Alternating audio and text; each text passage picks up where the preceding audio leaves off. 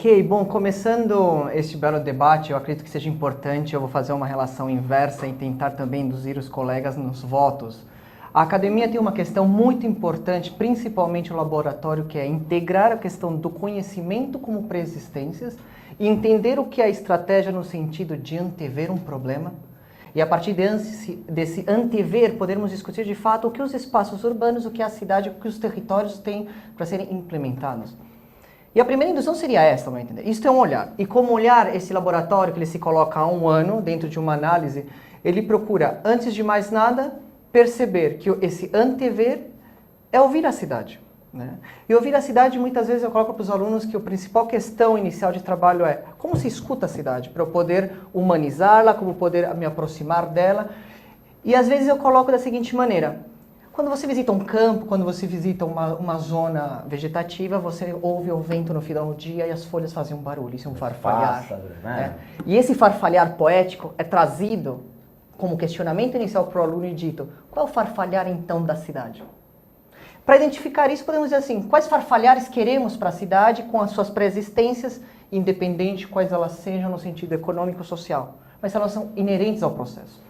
E ao ser inerente, o laboratório se coloca como uma possibilidade de um olhar no qual ele resgata as pré-existências de um território, qual ele seja, qual complexo, não, porque os territórios são extremamente complexos, e muito mais como um apoio à reinvenção da cidade. Digo assim abertamente em relação a alguns autores, nossa maior invenção é a cidade.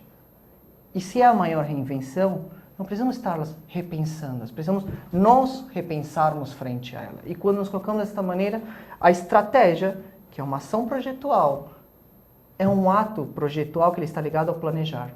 E se isso está claro, ele gera diretrizes para o projeto. Ele não é o projeto. Ele é uma composição de análises, é uma composição de possíveis soluções sistêmicas que, combinadas com suas pré-existências, criam um projeto. Aspectos culturais são importantes nessa reinvenção. Sim. E você é chileno e você, inclusive, leciona como professor convidado de uma universidade do Chile. Sim. Como é que você enxerga essas peculiaridades entre os dois países? São questões temporais. Primeiro, um posicionamento que, ao meu entender, social e econômico, ele interage de maneira bem diferente da nossa. A questão cultural e de desenvolvimento cultural para uma sociedade, ao meu entender, e eu brinco também em relação a isso, porque o Brasil poderíamos dividir em duas maneiras. Primeiro, um momento que até no colégio, na formação básica, o indivíduo teve educação moral e cívica e no outro momento não teve mais. Em contrapartida, nós temos uma outra sociedade que ela é completamente conflitante, dividida por paradigmas políticos, né? Sociais de esquerda e direita, mas que torna e faz com que isso dê uma funcionalidade à sociedade. Então são momentos diferentes. É claro, em contraposto, a grande questão seria, bom, dentro desse panorama, num cenário global, num cenário no qual este pode vir a ser um transformador a partir, de novo, desta economia potencializada por mercados internacionais, mercados locais, como o indivíduo reinventa e está preparado para interagir? Quais são essas interfaces que promovem o indivíduo frente ao território? Né?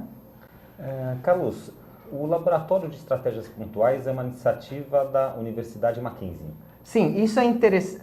Posso responder? Pode. Isso é interessante, eu vou lhe corrigir. Projetuais. Mesmo que sejam pontuais. Mesmo que sejam ações pontuais e nos induzam a ações pontuais, ele é projetuais. Então, Laboratório de Estratégias Projetuais. É uma iniciativa da Universidade Mackenzie. E queria saber também se é uma iniciativa sua ou já existia. Conta um pouco da história desse laboratório. Ele surge assim, ele surge com uma premissa em que os professores que estavam na casa, os novos, né, e eu sou um dos professores novos, apesar de já ter doutorado, mas sou novo, nos deram a oportunidade de ofertar uma série de laboratórios que entrariam em análise para poderem trabalhar de maneira concomitante em diversos aspectos com os alunos. Por exemplo, apoiando trabalhos finais, possibilidades de integração com outras universidades, a internacionalização é importantíssima esse discurso, porque temos outros arquitetos também pensando esses métodos, porque isso tem um método. E, além disso, este laboratório, ele se soma porque ele é resultado, de fato, depois de um ano, daquilo que eu discuto como método no doutorado, que eu discuti como método no doutorado. E eu oferto isso para a instituição e digo mais, em determinado momento, isso em outubro do ano passado, que eu desenvolveria um piloto em Santiago a convite dos professores, né, e levamos os alunos para aplicar o método. Ao voltar, já tínhamos, de fato, o produto em si, em um território em Santiago chamado San Juan de la Aguada, que eram 29 quilômetros de uma zona ribeirinha, com 9 comunas / bairro. E a partir daí podemos demonstrar que o laboratório funcionaria e integraria questões culturais e sociais de outros países, poderia, questões culturais, sociais e econômicas de pré-existências nossas, locais, de governabilidade, e aí você citou muito bem, nós temos as questões econômicas, governamentais que se apoiam, elas promovem a sustentabilidade, e o conjunto dessas ações, destas três, é que levam ao quarto elemento de urbanidade, que é a intervenção. Né?